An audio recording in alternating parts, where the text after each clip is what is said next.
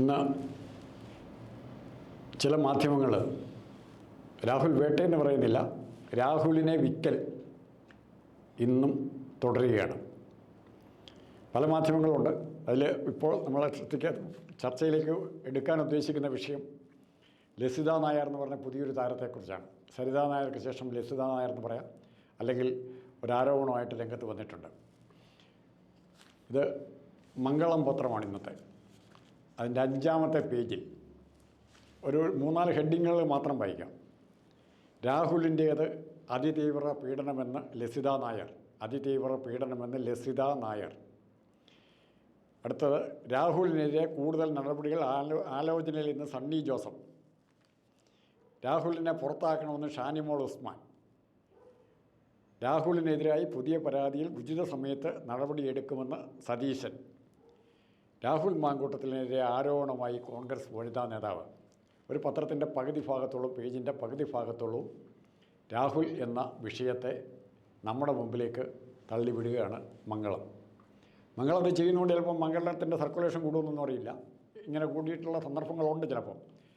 അത് ഇവിടെ നമ്മൾ നോക്കേണ്ടത്, എടുക്കാനുള്ള കാരണം ലസിത നായർ എന്ന് പറഞ്ഞ ഒരു സഖാത്തിയുടെ സ്റ്റേറ്റ്മെൻറ്റാണ്.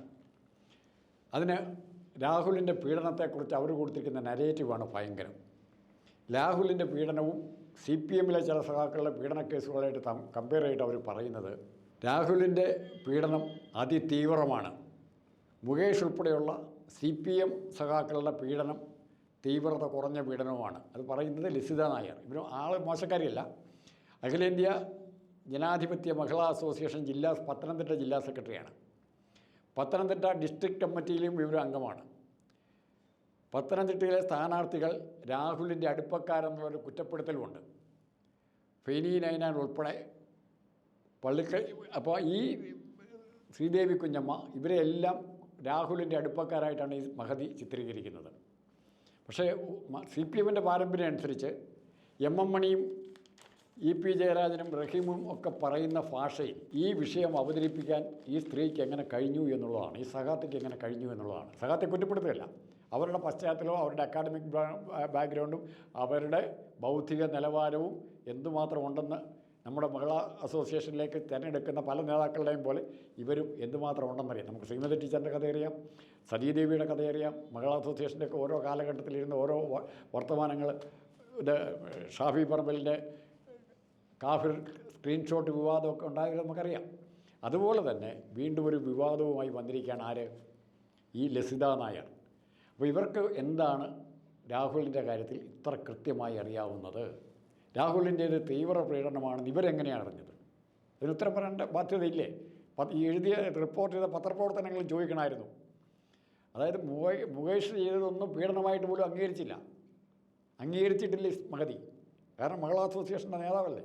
അവർ പറയും നമുക്ക് അംഗീകരിക്കാൻ പറ്റില്ലല്ലോ. മുകേഷിൻ്റെ പീഡനത്തിന് പാർട്ടി അംഗീകരിച്ചിട്ടില്ല. തീവ്രത പോട്ടെ, പാർട്ടി അത് പീഡനമായിട്ട് പോലും കണ്ടില്ല. പക്ഷേ രാഹുലിൻ്റെ കേസ് അങ്ങനെയല്ല. അവിടെയാണ് രാഷ്ട്രീയ പൊതുപ്രവർത്തകൻ്റെ സദാചാര ബോധത്തെ വെല്ലുവിളിക്കുകയാണ്.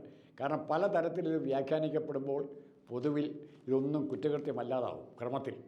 ഇപ്പോൾ CPM-ൽ ഇത് പീഡനം എന്ന് പറഞ്ഞാൽ കുറ്റകൃത്യമല്ല. ഏതെങ്കിലും 2 സെക്രട്ടേറിയറ്റ് മെമ്പർമാരെ വെച്ച് ഒരു അന്വേഷണ കമ്മീഷനെ വെച്ച് ഒരു പ്രശ്നവുമില്ല, അത് ഞങ്ങൾ പറഞ്ഞു തീർത്തു, അല്ലെങ്കിൽ തീവ്രത കുറഞ്ഞതാണോ അല്ലെ തീരെ തീവ്രത ഇല്ലാത്ത പീഡനമാണോ എന്നോ പറഞ്ഞ് അങ്ങനത്തെ ആണുങ്ങളാണ് CPM-ൽ ഉള്ളതെന്നോ എങ്ങനെയെങ്കിലും പറഞ്ഞ് ഇത് അവർ രക്ഷപ്പെടും. അപ്പോൾ ഇവിടെ ഈ ചിത്രത്തിലേക്ക് രാഹുലിനെ എന്തിനു കൊണ്ടുവന്നു ഇവിടെ? അപ്പോൾ ഇവരുടെ ഉദ്ദേശം പത്തനംതിട്ടയിലെ കോൺഗ്രസിൻ്റെ സ്ഥാനാർത്ഥികൾ രാഹുൽ മാങ്കൂട്ടത്തിൻ്റെ പിന്തുണക്കാരാണ്. അതുകൊണ്ട് തന്നെ അവരെ സൂക്ഷിക്കണം. അവിടുത്തെ ഒരു വനിതാ നേതാവിനെതിരായി, ഇടതുപക്ഷത്തുണ്ടായിരുന്ന വനിതാ നേതാവിനെതിരായി പ്രസ്താവന ഇറക്കി ഇല്ലേ? എന്തിനാ ഓർക്കുന്നുണ്ടോ? അവർ നല്ല ഭംഗിയായി അതിന് മറുപടി പറഞ്ഞു. അവരെ റിപ്പോർട്ടർ, ഒരു ചാനലിൽ നിന്നൊരു മാധ്യമപ്രവർത്തകയാണ് വിളിച്ച് പരാതി പറയുന്നത്. എന്ത് പറയുന്നത്? ഇവർക്ക് ഈ രാഹുൽ മാങ്കൂട്ടത്തിൻ്റെ എതിരായുള്ള വാർത്തകൾ ഉണ്ടോ? രാഹുൽ മാങ്കൂട്ടം നിങ്ങളെ പീഡിപ്പിച്ചിട്ടുണ്ടോ? ഇല്ലെങ്കിൽ പീഡിപ്പിച്ചെന്ന് പറയുന്ന രീതിയിൽ ഒരു വനിതാ ഒരു ചാനലിലെ മാധ്യമപ്രവർത്തകർ ഇവർ വിളിച്ച് പറഞ്ഞു എന്ന് ഇവർ പരസ്യമായിട്ട് സംഭവിക്കുകയാണ്. ഇനി പീഡനത്തിന് ഒരു നിർവചനം വേണ്ടേ? കാരണം ലസിത പന്തളത്ത് മത്സരിക്കുന്നുണ്ട്. മുനിസിപ്പാലിറ്റിയിലേക്ക് മത്സരിക്കുന്നുണ്ട് ലസിത. അപ്പോൾ ലസിതയെ ആരും ഇതുവരെ പീഡിപ്പിച്ചിട്ടില്ല എന്ന് നേരെ അങ്ങ് പറഞ്ഞാൽ മതിയായിരുന്നു. എനിക്കിത്തരം ദുര്യോഗങ്ങളൊന്നും ഉണ്ടായില്ല, ഞങ്ങളുടെ സഹാക്കൾ വളരെ മര്യാദക്കാരാണ്, മാന്യന്മാരാണ്. അത് പി കെ ശശിയാണേലും മുകേഷാണേലും പി ശശിയാണെങ്കിലും ഗോപി കോട്ടമുറിക്കലാണെങ്കിലും ഇവരെല്ലാം മാന്യന്മാരാണ് എന്ന് പറയാൻ നേരെ അങ്ങ് പറയുന്നതിന് പകരം രാഹുലിൻ്റെ പെടലേക്ക് ചാരി കോൺഗ്രസ്സുകാർ അങ്ങനെ അല്ല എന്ന് അവതരിപ്പിക്കാനുള്ള ശ്രമമാണ് ഇവർ നടത്തിയിരിക്കുന്നത്. ഈ ശ്രമത്തിൽ നമുക്ക് വേണമെങ്കിൽ ഇവർക്കെതിരായി കേസ് കൊടുക്കാൻ വേണമെങ്കിൽ ഇല്ലേ, ലസിത നായർക്കെതിരായി കേസ് കൊടുക്കത്തില്ലേ? രാഹുലിൻ്റെ പീഡനത്തിൻ്റെ തീവ്രത ഇവരെങ്ങനെ അറിഞ്ഞു? രാഹുലിൻ്റെ അമ്മയെ ഇവരെല്ലാം ബാധിക്കല്ലേ ഇത്? രാഹുൽ പീഡിപ്പിച്ചെന്ന് പറഞ്ഞതിന് തുല്യം തന്നെയല്ലേ? രാഹുൽ പീഡിപ്പിച്ചെന്നും രാഹുലിൻ്റെ പീഡനത്തിന് തീവ്രത കുറവാണെന്നും അത് തീരുമാനിക്കേണ്ടത് കോടതിയല്ലേ? CPMൻ്റെ അല്ലെങ്കിൽ മഹിളാ അസോസിയേഷൻ്റെ ഭാരവാഹികളാണ് തീരുമാനിക്കേണ്ടത്, ഈ തീവ്രത തീരുമാനിക്കേണ്ടത്. ആ മെഷീൻ അങ്ങ് കണ്ണൂരല്ലേ ഇരിക്കുന്നത്, ശ്രീമതി ടീച്ചറിൻ്റെ കയ്യിലല്ല ആ മെഷീൻ ഇരിക്കുന്നത്, തീവ്രത ഇളക്കുന്ന മെഷീൻ. അതോ AKI സെൻ്ററിലുണ്ടോ? പത്തനംതിട്ട വീണാ ജോർജ് കൊണ്ട് വെച്ചിട്ടുണ്ടോ? ഇതിങ്ങനത്തെ കാര്യങ്ങളിലേക്ക് നമ്മൾ പോകേണ്ടി വരുന്നത് ഇത്തരം വില കുറഞ്ഞ വക്രീകരിച്ചുള്ള പ്രസ്താവനകളുമായി MM മണി മോഡൽ പ്രസ്താവനകളുമായി നേതാക്കൾ രംഗത്ത് വരുമ്പോഴാണ്. ഏറ്റവും കൂടുതൽ പരാതികൾ ഉണ്ടായിരിക്കുന്നത് CPMൽ നിന്ന് തന്നെയല്ലേ?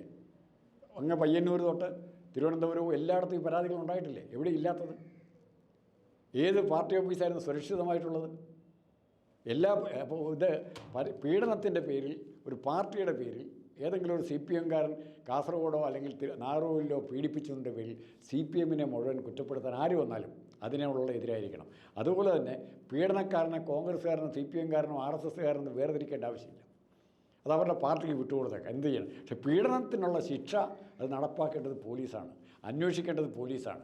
ആ പോലീസിനെ ഉപയോഗിച്ച് അന്വേഷിച്ച് അവളെ ശിക്ഷിക്കാൻ നോക്കുന്നതിന് പകരം മറ്റു തലത്തിലേക്ക് ഇത്തരം കാര്യങ്ങളെ കൊണ്ടുപോകാൻ പാടില്ല എന്ന് പറയുമ്പോൾ തന്നെ ഒരു കാര്യം കൂടി അറിയുക, ഇത്തരം സ്റ്റോറികൾ ഇനി വളരെ വളരെ വളരെ കാര്യമായിട്ട് വരും. ഇന്നത്തെ മംഗളം നോക്കുമ്പോൾ അല്ലെങ്കിൽ ഇന്നത്തെ ചില ചാനലുകൾ കാണുമ്പോൾ ഇപ്പോൾ ഒരു ചാനലിൽ കാണിക്കുന്നുണ്ട്, രാഹുൽ മാങ്കൂട്ടത്തിൻ്റെ ഡ്രൈവർ അറസ്റ്റ് ചെയ്തു, അയാളാണ് രാഹുൽ മാങ്കൂട്ടത്തെ കേരളത്തിൽ നിന്ന് രക്ഷപ്പെടാൻ സഹായിച്ചത്, അയാൾ കസ്റ്റഡിയിലായി, ഉടനെ പിടിക്കും. ഈ ഉടനെ പിടിക്കും എന്ന് പറയുന്നതിന് പകരം ഇവരുടെ കൺമുമ്പിലുള്ള രാഹുൽ മാങ്കൂട്ടത്തെ തടയാൻ എന്നാ മറുപടി? അപ്പോൾ എനിക്കൊരു കാര്യം ഉറപ്പിച്ച് പറയാൻ പറ്റും, ഇത്രയും നാളത്തെ അനുഭവത്തിൽ നിന്നും രാഹുൽ മാങ്കൂട്ടത്തിനെ തൽക്കാലം ഉപദ്രവിക്കാൻ പിണറായി വിജയനോ ഈ ഗവൺമെൻറ്റോ ഉദ്ദേശിക്കുന്നില്ല. അല്ലെങ്കിൽ ഏത് സെക്കൻഡിലും പിടിക്കാം. ഇനി മറിച്ച് സംഭവിക്കാം, രാഹുൽ മാങ്കൂട്ടം പിടി കൊടുക്കുമ്പോൾ പിടിക്കാതിരിക്കാൻ പറ്റിയില്ല. രാഹുൽ മാങ്കൂട്ടം പിടി കൊടുക്കുന്നൊരു സ്റ്റേജ് ഉണ്ടായാലും പിണറായി വിജയന് അത് ക്ഷീണം തന്നെയാവും. അങ്ങനെ ഇത്തരം കേസുകൾ വെച്ച് ഇലക്ഷന് തയ്യാറെടുക്കുന്നവരെ ഒരു കേരള ജനതയെ മണ്ടന്മാരൊക്കെ ഇല്ലേ, ഈ മാധ്യമങ്ങൾ ഉൾപ്പെടെ ഇവരെ ഈ മാധ്യമങ്ങൾ എന്താ വിളിക്കേണ്ടത്? മാധ്യമപ്രവർത്തകർ അതോ മാധ്യമ ഹിജഡകളെന്ന് വിളിക്കണം, അങ്ങനെ തന്നെ വിളിക്കാം. കാരണം ഇവർക്ക് ഇത്തരം കാര്യങ്ങൾ വിൽക്കണം. നല്ല കാര്യങ്ങൾ പ്രശ്നങ്ങളുണ്ട് ഇവിടെ, ഏതെല്ലാം സീരിയസ് ആയിട്ട് ഇഷ്യൂസ് ചർച്ച ചെയ്യാനുണ്ട്, ഇഷ്ടം പോലെ കാര്യങ്ങൾ ചർച്ച ചെയ്യാനുണ്ട്.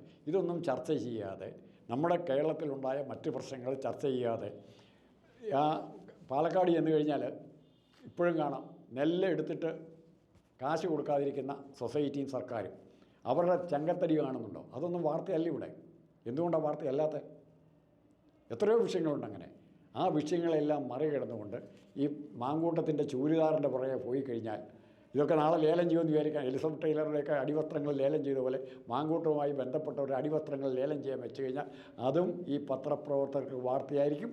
അത് ലേലത്തിൽ പിടിക്കാനും അത് ഫോട്ടോയായിട്ട് കൊടുക്കാനും ഇവിടുത്തെ പല മാധ്യമപ്രവർത്തകരും തയ്യാറാകുമെന്നാണ് ഞാൻ പ്രതീക്ഷിക്കുന്നത്. നമസ്കാരം.